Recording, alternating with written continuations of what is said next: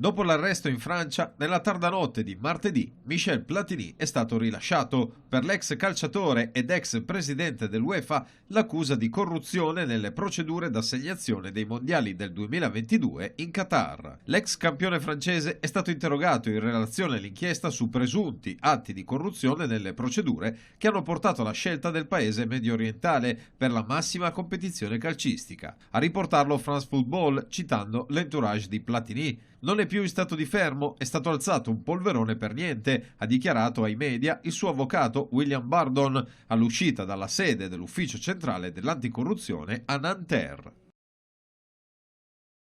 Nuovo rinforzo per la Juventus di Maurizio Sarri. Secondo la trasmissione spagnola e il Chiringuito de Jugones, i bianconeri sarebbero ad un passo dal chiudere con il Paris Saint-Germain l'acquisto di Adrien Rabiot, centrocampista 24enne in scadenza di contratto con il club parigino. La scelta di trasferirsi a Torino sarebbe proprio del giocatore, che avrebbe quindi preferito la vecchia signora a club come Arsenal, Barcellona e Manchester United, che avevano dimostrato un interesse. Secondo il media spagnolo, quindi, la Juventus dovrebbe ufficializzare la firma di un contratto fino al 2024 con il francese, che riceverà un bonus alla firma di 10 milioni con un ingaggio da 7 milioni netti a stagione.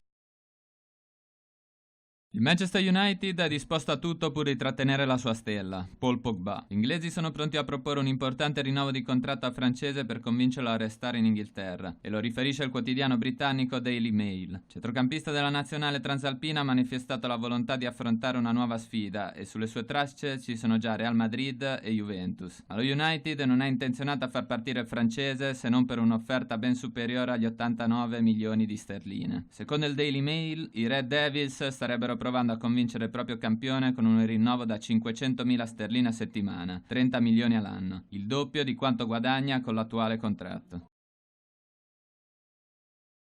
La questione tra Francesco Totti e la Roma sembra destinata a continuare ancora a lungo. Dopo la conferenza stampa dell'ex capitano giallorosso in cui ha attaccato il club capitolino e la risposta della società romana, sono arrivate le parole del vicepresidente Mauro Baldissoni, che ha provato a fare chiarezza sui progetti del club, rispondendo alle dichiarazioni di Totti. Secondo lui è allontanato indirettamente da Trigoria e pugnalato alle spalle da alcuni dirigenti. Bisogna partire dal passaggio che tutti i calciatori vivono, dall'essere all'icona al diventare altro. Non è semplice, non è rapido, implica poi un passaggio ulteriore che va accompagnato. Le parole di Baldissoni a Sky. A metà del secondo anno la società gli ha proposto di assumere quello che anche lui riteneva il suo ruolo più consono, il direttore tecnico. Non ha dato una risposta e siamo rimasti dispiaciuti. La scelta di Ranieri è stata accolta dalla società.